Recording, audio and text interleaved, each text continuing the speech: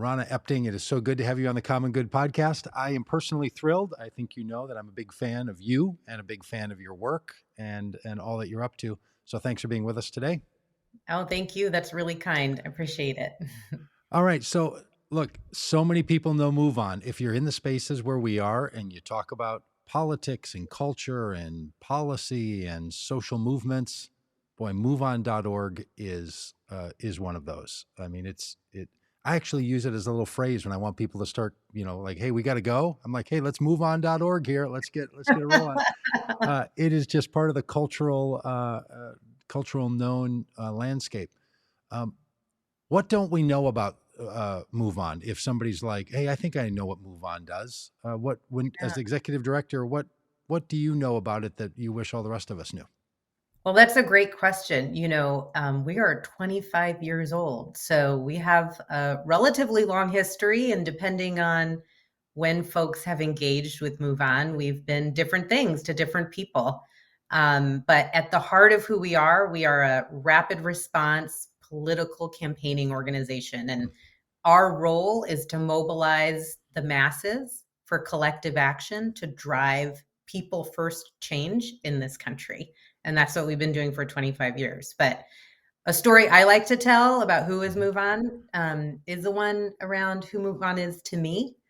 And that was back in 2001 to late 2001, early 2002, right after 9/11, when George W. Bush was very intent around marching this country towards war with Iraq. I was in law school in Portland, Oregon, and head down in my books and kept hearing reports on the news about weapons of mass destruction. And I kept saying to my roommate, this doesn't make any sense to me. It feels it's not passing muster. And why are we going to war with Iraq when those who attacked the World Trade Center, it just all sounded really fishy, but I felt very naive. I was a young, 20-something-year-old going to school. I didn't know anything about foreign policy or war or anything like that. And so I just went about my business feeling, what do I know about this? But very uneasy about what I was hearing from our president at the time. And I got an email from an organization called MoveOn, and they invited me to attend a protest in downtown Portland, Oregon, against the march to war with Iraq. And I thought, oh, wow. Okay, other people agree with me. This is interesting. So as a Portlander does, I got on my bike and I rode down to the protest. Perfect. And the streets were packed, like thousands of people. Just, you couldn't even see the street. It was filled with people from all through downtown. And in that moment, I no longer felt naive. Wow. I felt righteous, and I no longer felt alone. I realized there are thousands in Portland. And then if you watched the news that night, there were tens or hundreds of thousands across the country that also agreed that we shouldn't be going to war with Iraq. So that's what started my political activism in the national landscape. I realized, when we all join together and do things as a group, our voices are so powerful. Now, unfortunately, the U.S. went to war with Iraq, but they did so without the credibility and the support of a huge swath of the American public. And eventually it led to us finally getting out of Iraq years and years later. But, that is the power of MoveOn to me. And it's about no matter where you live in the country, you can take action with thousands or millions of others together to make right on the values you have. And I'm guessing you didn't hop on your bike and be riding back to wherever you were living and think, someday I'm going to be the executive director. No, I definitely did not think that. It probably was the furthest thing from your mind. I think what's really powerful about that story, and thanks for sharing that, is a lot of people think that politics is first about policy and about ideas and about say it this way or make this law. And so many people don't know policy, or they don't understand it, or they feel like it's more complicated than they're willing to work on. So they stay out. But that story indicates something I found true in my own life, and I think is true in the work that we do, which is for a lot of people, the first step into civic engagement or political life is just with other people. Like you didn't go to that march and all of a sudden say, "Oh, now I understand all the issues. I'm not naive about the issues of war and international, engagement." But you Right. said, "Well, there's an us here, and we are up to something, and there's a sense that we're doing something." Do you think that's true? That politics, for a lot of people, they falsely believe it's about policy, or policy limits them from getting engaged in political life or action? Yeah, I mean, I think there's an elitism Mm, just period in society mm, that prevents us from engaging in things that impact our lives. And as a trained lawyer, I think the law is a great example. It shouldn't be that hard to figure out what the law is and apply it and to litigate your case in court.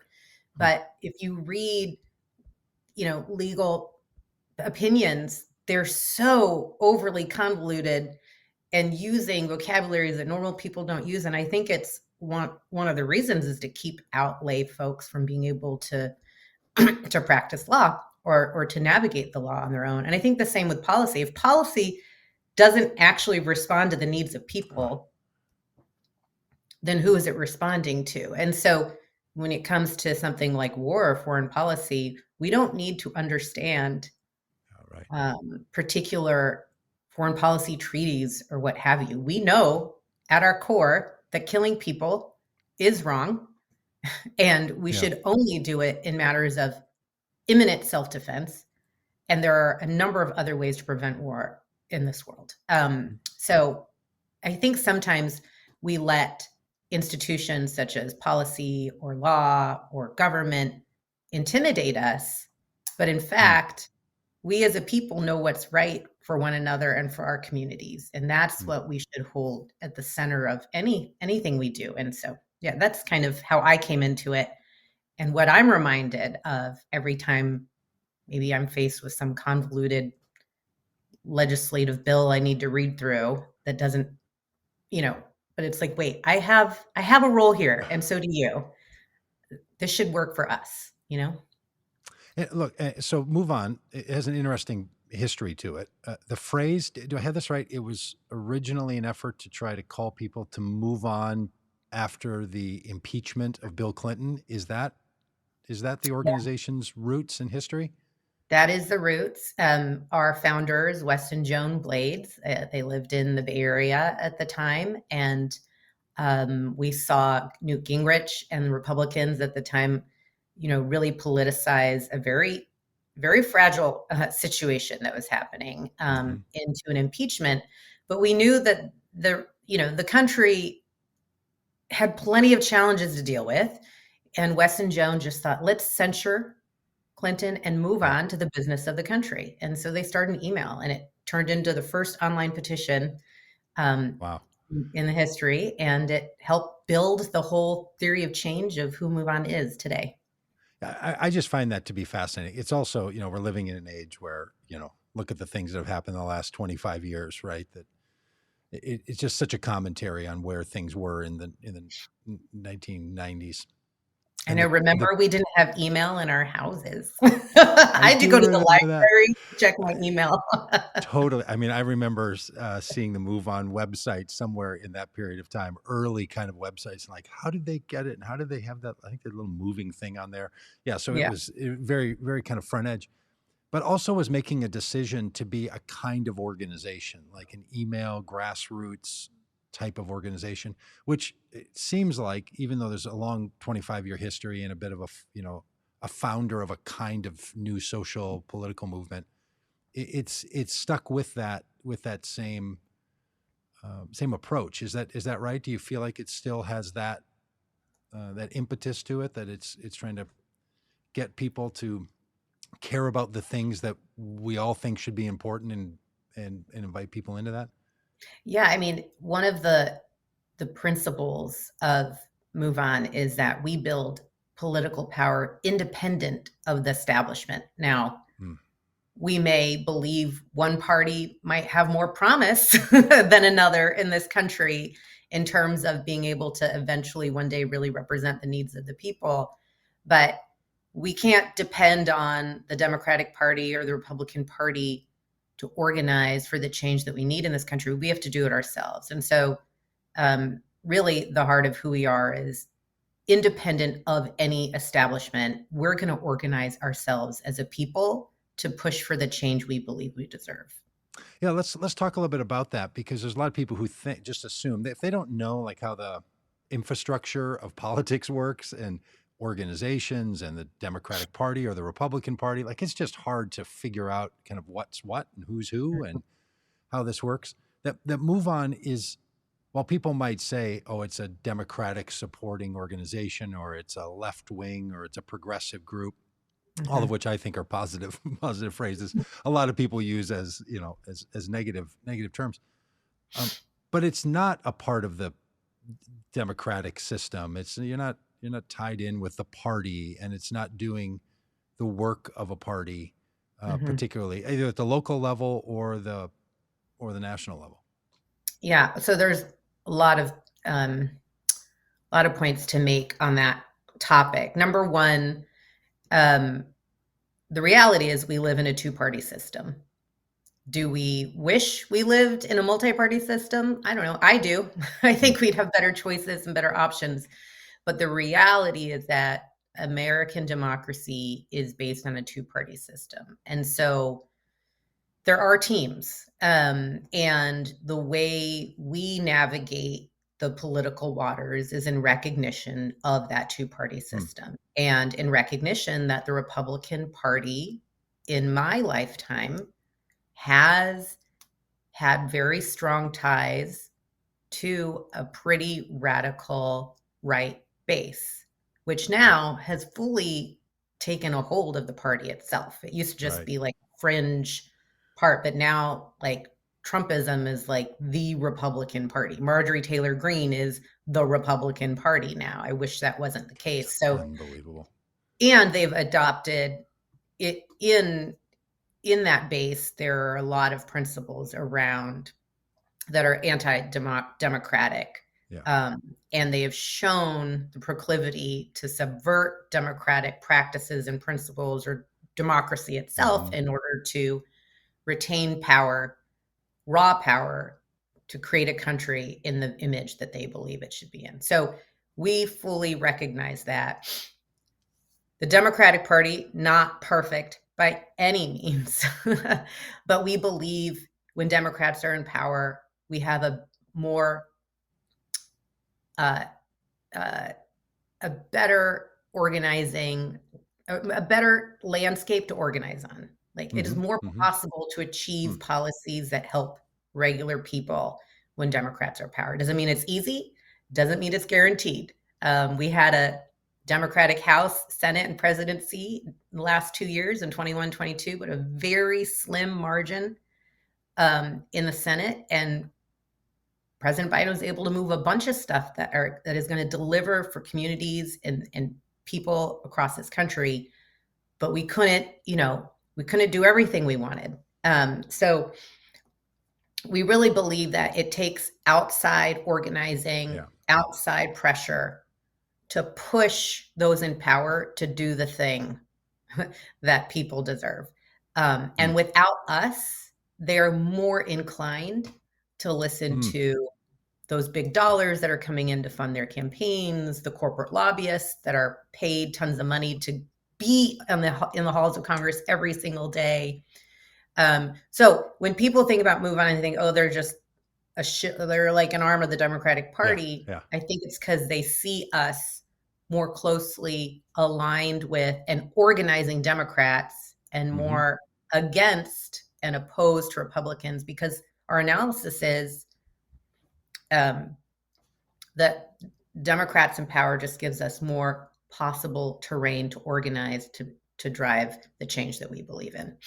But we definitely think we have some work to do with both parties, to be honest. Yeah, and it really takes all these kinds of groups and organizations to make it go. There's a belief that people have that, like, I don't know, there's like a system and someone's in charge, and the people who make the decisions have decided that politics are going to be like this. Right. And it's kind of like that because America's a people movement, effort, but it's not a person or two. There's no little back room where the small group of decision makers. It's really groups and individuals and efforts that have to come together to make all this go. That's so true. One thing, I often hear, well, if the Democratic Party could just do X, and I'm like, who is the Democratic Party? Because there's Totally. like so many different entities that make up the Democratic Party, and not one person is charged. One could argue President Biden is, but he can't. He's not all up in the weeds around what the DNC is doing or what the DCCC is doing or Yeah. what House leadership is doing. So I totally agree. There's not one person in the back room holding all the strings. Although I have heard, but I can't speak from experience, I have heard in the Republican Party it's a little bit more. Yeah. Here's a directive, everyone go. Yeah. There might be an old man hoarder down in Florida that's barking the orders. It seems. You sort of wonder sometimes. Yeah. So I'm super interested in MoveOn and what it does. I think the work is really inspiring to me and to the work that we do at Vote Common Good. I'm also really interested in you, how you got into all this and how you're thinking about it. So let's start with sort of, how are you feeling about things right now in the work that you do, and like just your view of the landscape of where we are as a country, not only internally in the U.S., but our influence, I don't know, internationally. Like, how are you feeling about it all? Yeah, big question. I mean, I've got my good version and my catastrophe version. So, Okay. well, I'll say, like, I do think American democracy is at a crossroads right now.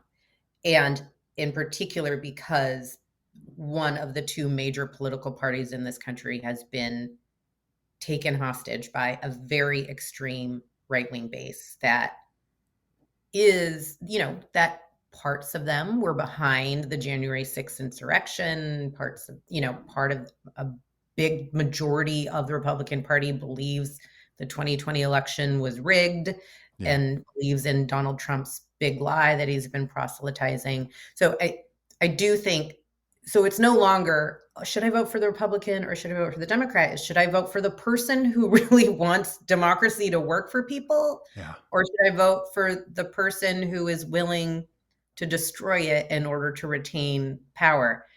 So that is very different than when I cast my vote, back between in the 2008 election, between Mitt Romney and Barack Obama at the time, I think, or that's very different than when folks went to go vote for George W. Bush and not enough went to go vote for John Kerry. George W. Bush was totally down with upholding the pillars of democracy, even though I didn't agree with him on almost everything else. Right. Yeah. There was a shared starting point, at least, that we should have a democracy.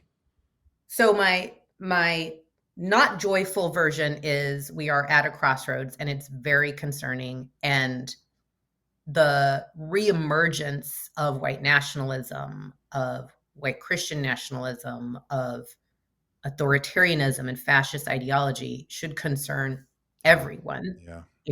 Everyone that believes that we can actually, which I believe, have a democracy that works for all of us. We can have a society where we're all welcome, we're all loved, where we take care of each other. That is my vision for the country. And if you agree with that, then we are at a very concerning crossroads. My joyful opinion is we're winning. Even though it feels like sometimes we may not be, because we've got to deal with this riffraff like Donald Trump and Marjorie Taylor Greene and Lauren Boebert, and they won't go away. But we won in 2020. We defeated Donald Trump in 2020. Someone who was unwilling to leave the Oval Office. Wow. We defeated him despite COVID, despite all these voting challenges, despite, threats of political violence. We defeated Donald Trump and we elected a Democrat president, House and Senate, winning. Yeah, in 2022, we increased our margins in the Senate.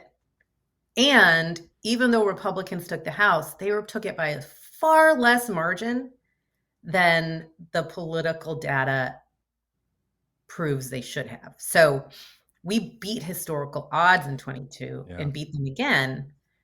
So I just feel like, yes, we can feel it is sad what is happening to the Republican Party. But at the same time, voters keep going to say, no, we don't Yeah. want Right. that. Right. Yeah. You know, Uh, so hey, can we nerd out on yeah. that thing for a minute? Because I was reminded yesterday that there's 18 members of the House that are Republicans who won their seats in Mhm, districts that Joe Biden won. And so mhm, people were splitting tickets, right, in those places. And then so as I think about making sure that Republicans have to sit it out for at least, another decade of control because of the choices that they've chosen to make, I feel like a mhm. scolding parent. Like you just need to sit in the corner and not have freedom for a while you think about what you chose to do. So I don't want Republicans anywhere near any levers of federal power. Yeah. But the fact that okay, so 18 people would have been enough. Like there was some work to do and some missed opportunity there. But then what happened because the margins are so thin in the House, it's actually turned over power to this little fringy group of people. Like somehow it made it even worse that it was close in the actual ramifications of that because people like Marjorie Taylor Greene and Lauren Boebert and Matt Gaetz and Mm, other wackadoodles, in my view, they have power now that they shouldn't have had. I don't know, had Republicans had 30 seat majority or something, right? They could have just marginalized those people. Isn't that right. kind of ironic and just sort of the thing about politics that technically Republicans won, but it doesn't feel like it because it was proof that the people don't want Republicans to be in charge because they should have had more seats just based on how things should have gone. But then they Uh, squeak it out, and then by squeaking it out, the people we don't want to have more power end up having more power. Like the irony of all that is just oh my drives me God. And the bonkers. charades we saw in January when they tried to vote Kevin McCarthy in for speaker, how many times? Dozens of times. I mean, just Yeah. yeah. So it just makes me crazy. It makes me crazy too. And it's sad, but I really think so. Yes, the what you said about the margins is very true. Um, but a couple things. Number one, I think what we're seeing is a failure in leadership by Republicans. Mm, Kevin McCarthy capitulated to the hostage taking that Matt Gaetz and Marjorie Taylor Greene were doing, and he did it out of yep. fear. He was afraid of the the MAGA base. He was afraid of Donald Trump, and he was too wedded to holding power. So he gave them what they wanted so they could continue to threaten him throughout his speakership. Yeah. So they did this during the debt ceiling debate, and they held the full faith and credit of the United States hostage in exchange for their cuts. By the way, all the cuts they got hurt regular people Yeah. and our Right. ability to make ends meet. And then you have, so the other point is these 18 Republicans that won in moderate districts. What would have happened if they organized Yes. against the extremists in their party and said, "No, McCarthy, if you give that away, we're not going to deliver the votes for you." And instead, they just capitulated and rolled over. Yep. So, and these folks are in districts that are very moderate. You know, the folks that voted Mm-hmm. for these 18 moderate Republicans are pro-choice folks, and yet these folks are voting, pro-life. The people who voted for these moderate Republicans aren't into Trumpism, and yet these 18 Republicans are voting lockstep with Marjorie Taylor Yeah. Greene every single vote. So, like the work that MoveOn's doing is we're exposing these Uh-huh. Republicans who ran on moderate agendas, but are in fact voting 100% of the time on extremist positions, so that the voters there understand. Unfortunately, at this moment in our political history, a vote for a Republican in the House is a vote for the extremist policies Yeah. of Marjorie Taylor Greene because they're just voting in lockstep with them. Yeah. Yeah. That's the reality. Somewhere I don't know, somewhere in the mid or early 2000s. I don't know what do you call the period of time from before 2010? What are those called? Like they're not the The teens or the happy times. 20s. So whatever. In that somewhere in that period, it was Yeah. becoming clear to me that maybe it's just what was my age and sort of paying attention, but I could see the difference between people who thought about their vote as like an act of personal expression versus people who saw their own vote for a legislator as a tool that they are given through a democracy in order to make an outcome Yeah. happen. Yeah. And I really like the kind of outcome oriented view of voting that, it's not a social media post that you're doing where you're kind of expressing yourself. It's not a piece of artwork that demonstrates your view on the world.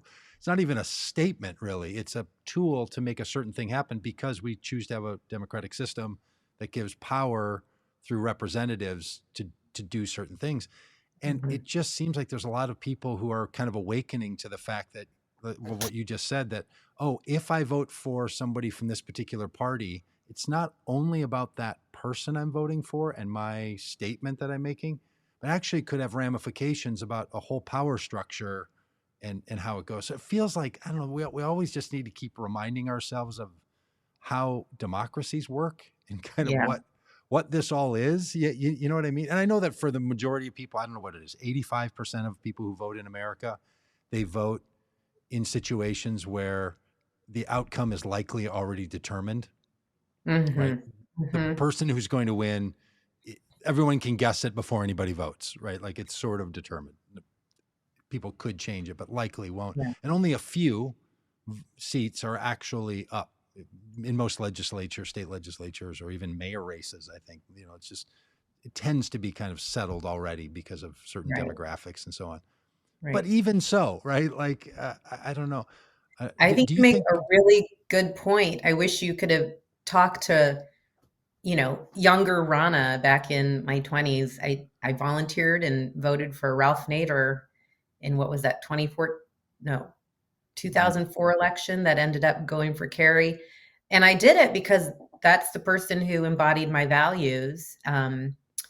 And I understand that. But what I didn't understand at the time is that it's a strategic political tool I've been given, yeah, and that a protest vote uh, is only a protest vote. And I've learned since, you know, younger Rana thought, oh, well, Democrats will get the message if I give my protest vote, and they'll try to do better next time. No,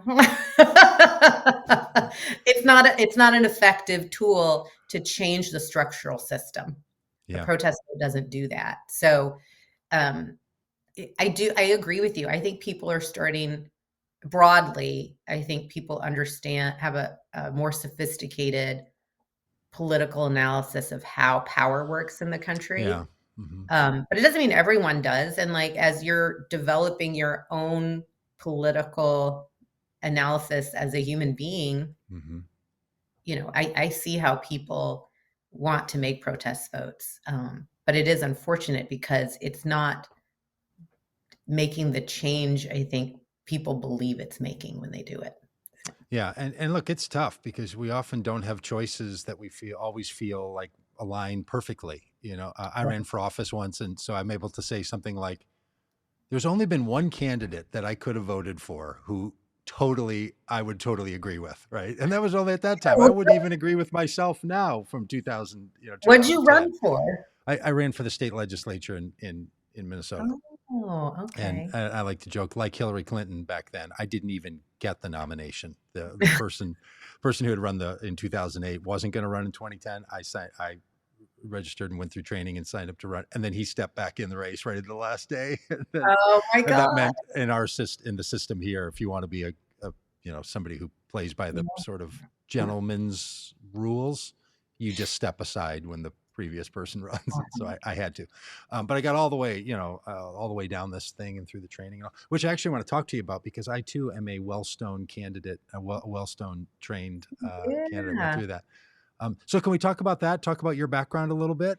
Um, Yes, but first I wanna say you should reconsider running for office again one day. oh, thank you. I think about it regularly. Oh, I'm good. just currently in a situation where any seat that I could run for, I'm happy with the person that's in that seat. And I'm not saying you shouldn't run against somebody even if you're happy with them. It's Right. just um, I think I would vote for them these people just as well as I'd vote for myself, Yeah. with the exception of the of county commissioners, which my Wellstone trainer said after I had to stop running, I had to step out of that race, said, you could always run for county commissioner though, because there's some seats there that you might be interested in. Oh, And I okay. said, Well, we'll well, talk there's afterwards. workhorses and show horses in politics, and those are workhorses. I'm looking for the show horse, right? Yeah, it's a lot of work.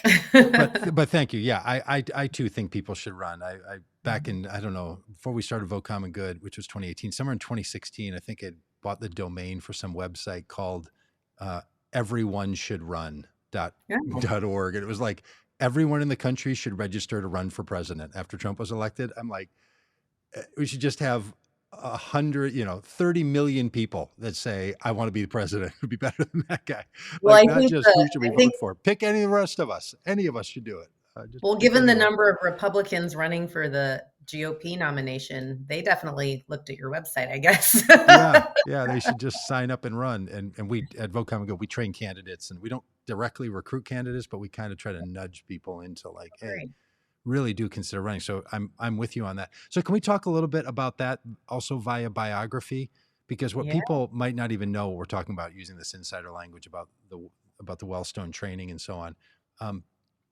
There have been different times where there's been more recruitment of candidates and sometimes less recruitment. I think we're in a period where a lot of people are recruiting people to run for office and helping them do that.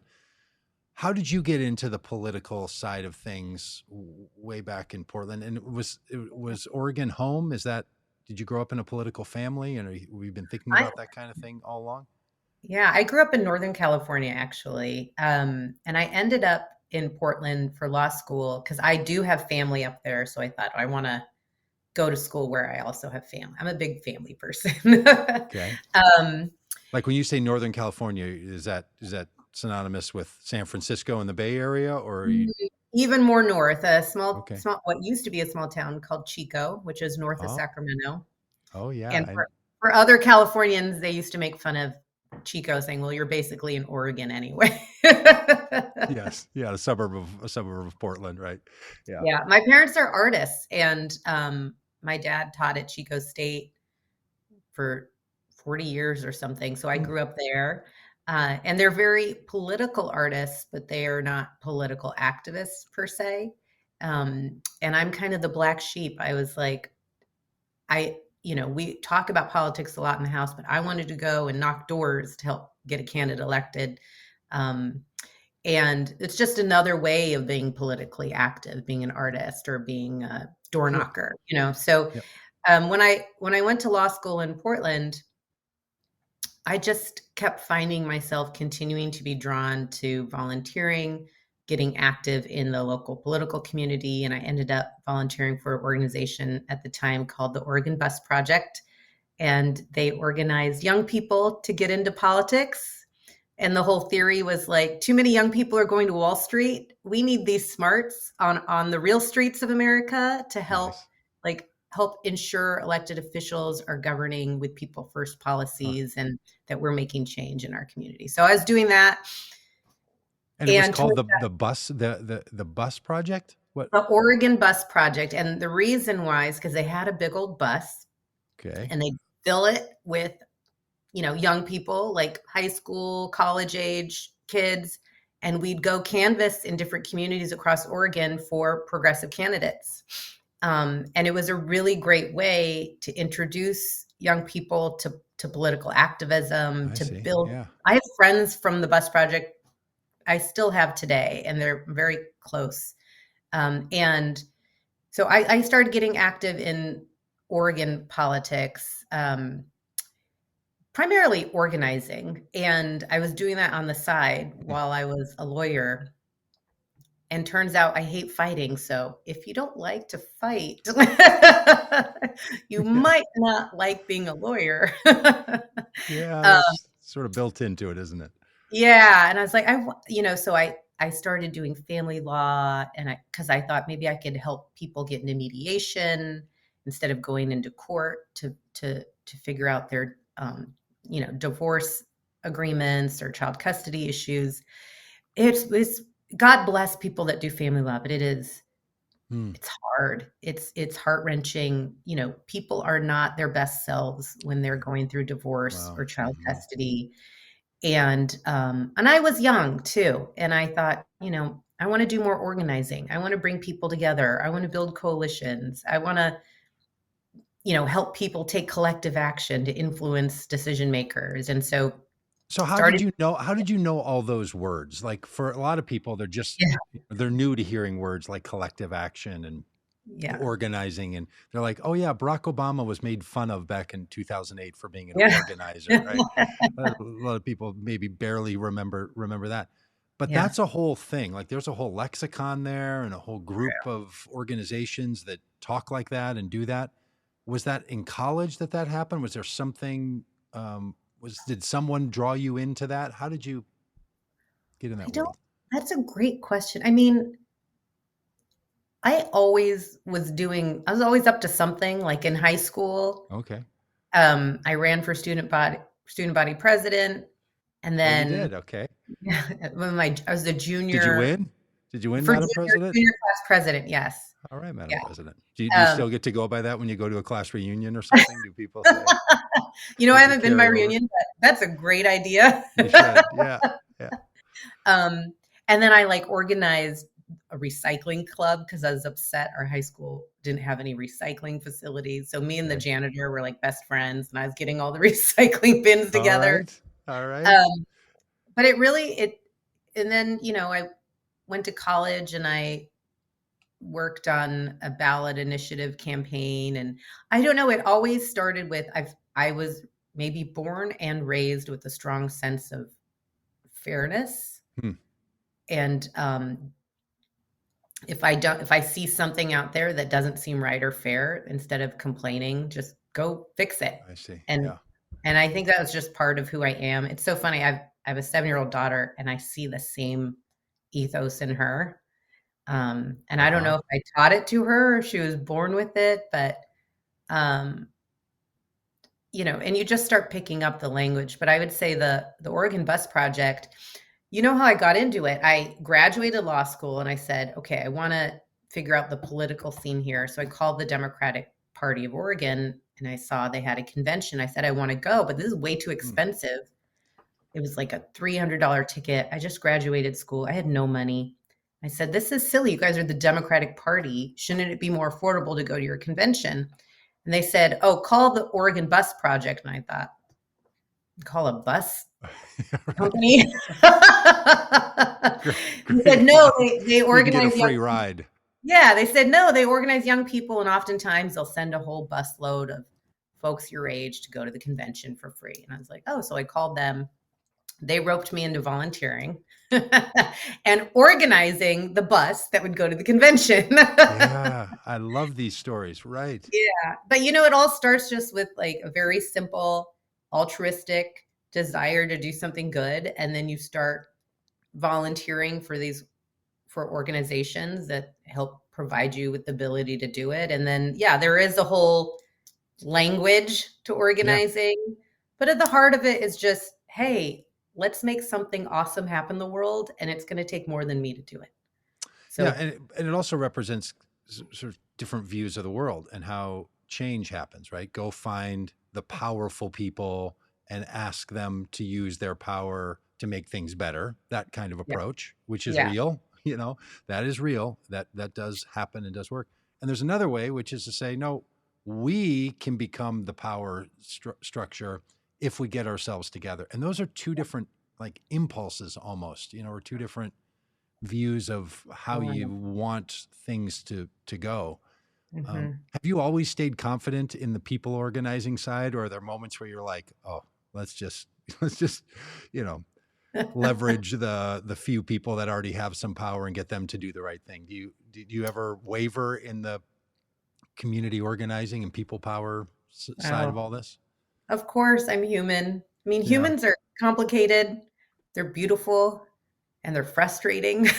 yeah, So I have my best days, I have my tough uh-huh, days, but at the end of the day, as daunting or overwhelming as things can sometimes feel, I'm always reminded that there's good in all of us. Yeah. And if Mm. we can just tap into that, then we're going to be okay. And am I tapping into the good, for the Yeah. common? Yeah, I mean, people ask us because we want people to make the common good their voting criteria as opposed to some Yeah. political identity or something else. And if it matches a political identity at a time or doesn't match one, then that's great. But what it should be, the common good should drive you. And then people rightly ask, well, what is good? And our response is, well, like we what's good and what's not good. And if you don't know, then I don't know, check with somebody. But we don't have a punch list of like, these are the good things and these are the bad things. We just assume that people have it and know it because I don't know. I mean, I've been a pastor for most of my work life and adult life. And I mean, I just fundamentally believe that. I do. I'm in the people work business and people are good. Even people I fundamentally disagree with about things that I think really are important and matter and have implication. It's not because there's good people and bad people. It's Yeah. because there's people and we can bring about the good in us and in all of us. And I don't know, I hope kind of keep that window open. I 100% agree. And I think there are things that divide us and separate us or make it hard for us to see that in other people that we disagree with, but it's still there. Yeah. Um, and I think that we defeat ourselves once we start believing that's not there. Yeah. But I think that's, yeah. How do you deal with this as an organization that has so many people that pay attention to you, has a lot of influence? Mhm. And we live in an age in which fear and making a villain, the narrative of heroes, villains, and victims is really powerful. It's Yeah. what organizes a lot of our society. It's not fundamentally true, and there's a better world than heroes, villains, and victims. Mhm. But there's so much power in telling someone they're the victim, and the reason is that there's a villain out there, and you are the hero that's going to come to save the victims from these villains, and Yeah. stirring up fear about what they're going to do next. Like that is alive and well in our social and political and religious systems. How Mhm. do you avoid that as like in your role as executive director of an organization that I'm sure feels that pressure a lot, and you can, get a lot of response, a Yep. lot of donors or a lot of sign-ons or a lot of petitions engaged with that kind of work. The Yep. problem is it's like a sugar high. It actually works, eat some ice cream and see how you feel after it. You might not Yeah. feel good an hour later, but it really pays off in that brief moment with that thing. How do you think about all this? Yeah, you make a very good point. I think core to organizing strategy is being able to tell the story of opponents, champions, and how we make our vision for the world a reality. And I would say core to digital organizing is being able to tell people what is at risk, what is threatened, and how they can take Mm-hmm. action to make sure we're safe. So that is real. And MoveOn embodies that a lot in our messaging. I won't lie. If you're on our list, you get those every week. Yeah. Yeah. But we have guardrails to make sure we're not taking it to a place that's actually dangerous. Like one of them is we work really hard to call out actions, not individuals. Mm-hmm. So these actions are threatening our safety and our livelihoods. The action of this Republican representative was inappropriate and dangerous, as opposed to saying this person's a bad person. This Yeah. person, so we really try to focus. Can't say we do it 100% of the time. Maybe some communications make it out there that didn't get vetted properly, but we really try to call out the action of our Mm-hmm. opponents and not so much the character or the quality of their character. Um, and the other thing that we do is we try to stay away from hyperbole as much as we can. That being said, today's Republican Party, it is shocking the depths of what they're doing. And Yes. if you don't believe what's happening, you could think that we're using a lot of hyperbole, but we're not. We try very hard to ensure that we're delivering astute and accurate political analysis, that is not butchering the characters of humans, but it's really about the actions. Yeah. Yeah, it's I hear you. I mean, we feel that same kind of pressure, and people feel because of politics and other social issues. Religion's one of those, and we work in this area of shared space of religion and politics, so we really Mhm. feel it sometimes that um, people are just taught to be afraid of some other people, and that misunderstanding or not even taking the time to believe that a person has good intentions at their heart. And look, not everyone does. Some people are intending to do harm. In politics, in life, in regular getting around, there are people who's at brief moments or consistent moments Mhm. desire to harm others. We're all certainly aware of that. And they're also human beings who have some other part of their life. And Mhm. boy, it's just hard. Like the being human side of life, it's really complicated. And our politics seems to me should help that. Religion should help that. Oftentimes, neither of those help that. Where sometimes it feels like we're flailing in a modern society to figure out how we should be, how we do humaning together. I don't know, or how we do that kind of thing. I don't know why I there's agree. I mean, I also ringing think happening in my world. Sorry about that. There's ringing happening all of a sudden here. Normally it doesn't happen in these moments. Pardon me. Yeah, I think, I completely agree, and I think there are people out there. So I do think there's good in everyone, but not everyone is always operating out of that good. And I think there are people out there that are operating with intentions of either just making money Yep. or trying to create chaos for a Yep. larger Yep. world vision they have.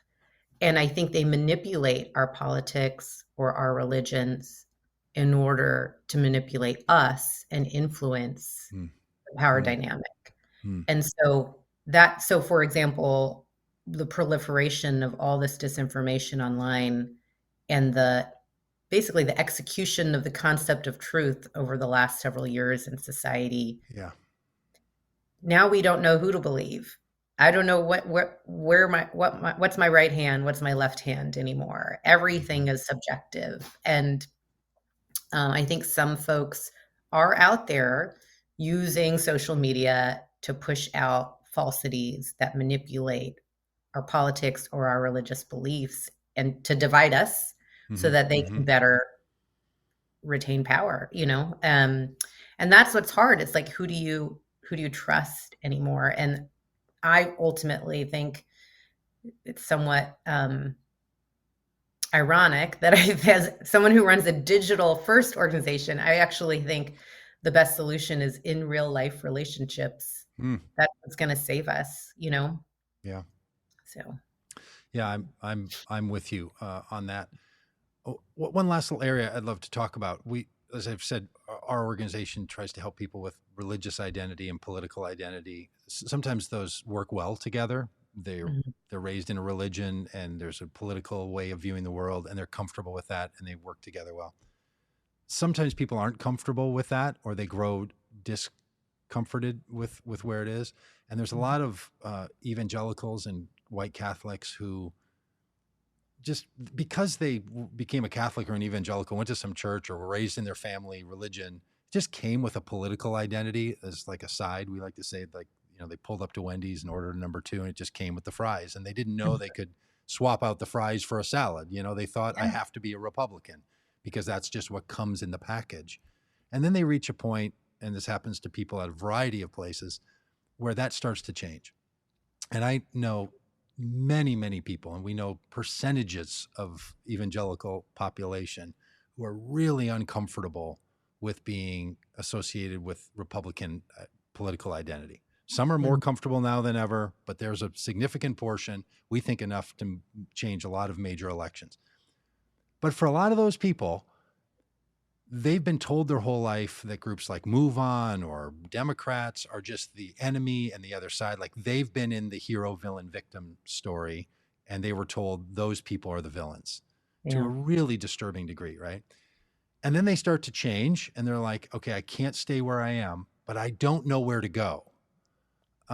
And we try to help people make that transition by introducing them to people, seeing more fully the story of the groups that they may have been told were on the wrong side of goodness. Mhm. Do you have any thoughts about that, and how religion is just sort of so built into the political identity? And it's not just with white evangelicals, frankly.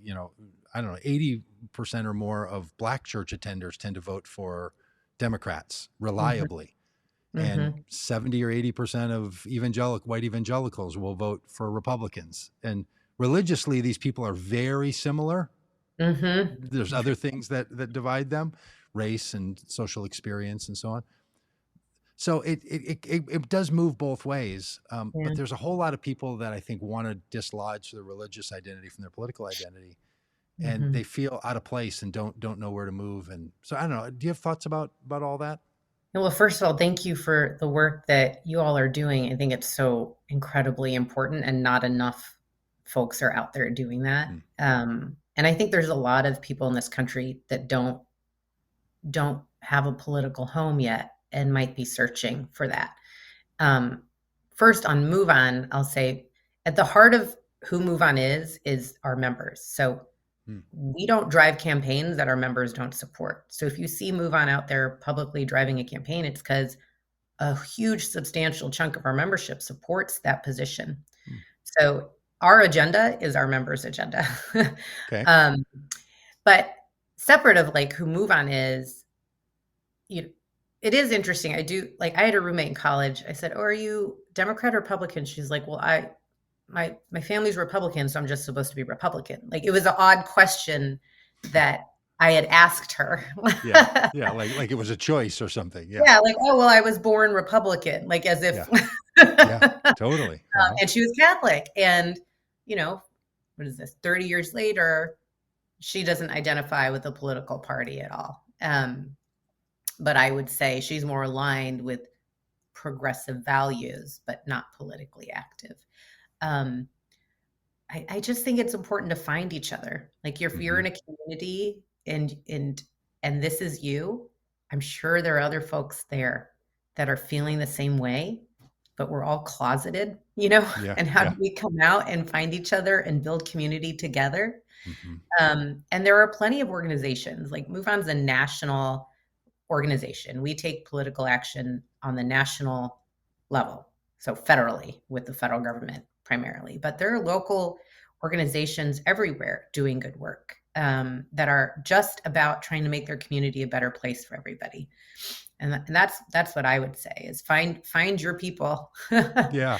there and they're quiet because they're not sure anyone else agrees with them. Just like I was back in 2002 when I thought I Hmm. was silly to not want to go to war with Iraq, and then I realized, well, there are thousands of people in this city, thousands that agree with me. I am not Yeah. alone. Yeah. I just thought I was because nobody had like raised a flag to say, "Hey, here, come find me," Yeah. So, So can I tell you a little story about that? When I was running for the state legislature, there was a caucus format. I live in Minneapolis area, and so in Minnesota we do this caucus format just for internal deciding of things, like what topics are going to be brought up. And so there was a particular day when we were all together and people were voting on who was going to move forward and candidates that would move forward.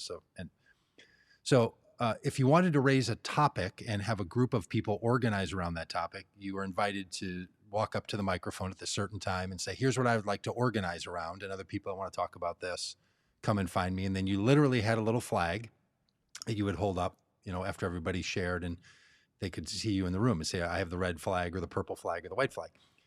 And so people had gone. There were a dozen or so that did, and maybe 400 people at this meeting. And so I got up and said, "I'm very interested in organizing people who see whose faith matters to them as a voter, and they want to think about how that can help them be more engaged in as a Democrat in Democratic circles. Mhm. And I thought I did a pretty good job of articulating this and presenting it, like everybody else. So then the time comes, and everybody holds up their flags. Zero people. Ah, Zero people came to this group, and it was a real learning for me. I didn't take it personally. I didn't think, oh, I did something or they're not into me. I was like, okay, this is not a topic. This was in 2009. This was mhm. not a topic that the people in the Democratic structure that I was in here locally, but a bunch of Yeah. people in a major metropolitan area were like, yeah, religion is not a thing that we use as an organizing principle. Mm. And I started paying a lot of attention to that. Then it's actually led to the work that I do now. Because and then on the Republican side, I mean, those people, they just use religion as the given organizing Yeah. principle, and they organize Yeah. in churches and so on. And I think there's something about that. Is that little anecdote anything that you've seen? Like, is there in the Yeah, I mean, world that you're?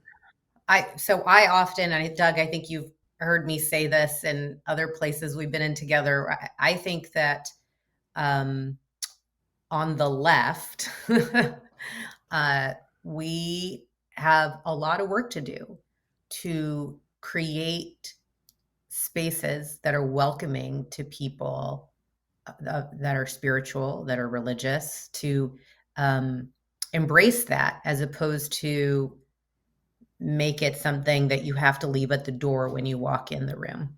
Mm-hmm. Um, and I don't know how that happened. Yeah, yeah, it's Like curious, how isn't it? where in history, what was the moment? Was there a moment, or how did that happen that the Democratic Party and the progressive movement and all those on the left said, we're not, I don't think no one's behind the curtain controlling all of us, Yep. saying we are not welcoming a discussion of religion here. But for some reason, it feels that way. Yeah. And the best, I have no data to prove this is why. I think the best thing I can say is from my own personal story. When I was in high school and in my young adulthood, I searched for the religion that I could believe in. Mm. And I went to church after church, primarily in the Christianity, not in other religions, and I couldn't find one that I was comfortable in. And every time I thought I found a church that was for me, then the pastor would say something that I found highly offensive. And Right. so I decided in young adulthood to reject religion because it felt like it was rejecting parts of me and what I Mm-hmm. believed. And instead, I came over to organize people in the here and now. Mm-hmm. And so I rejected it. And so, what does that say about?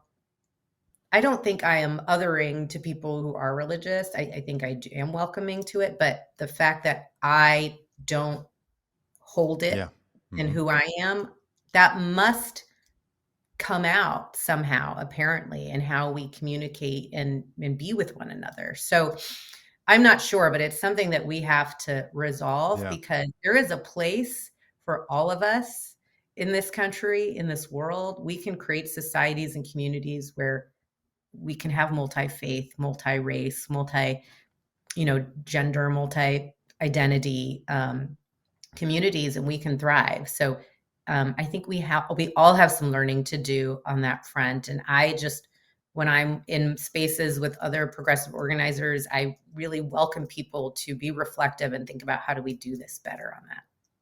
Yeah, well, thank you for that, and I found you to be very much that way, and really appreciate it. And that's the funny thing. Like I'm in the system doing this work, and I know I can feel it sometimes. I'm working on some projects actually right now where it's really clear when people are like, okay, that guy's in this meeting, and we have to tolerate the Yeah, progressive evangelicals for a bit, and I get it. weird though. Why? Like, I don't.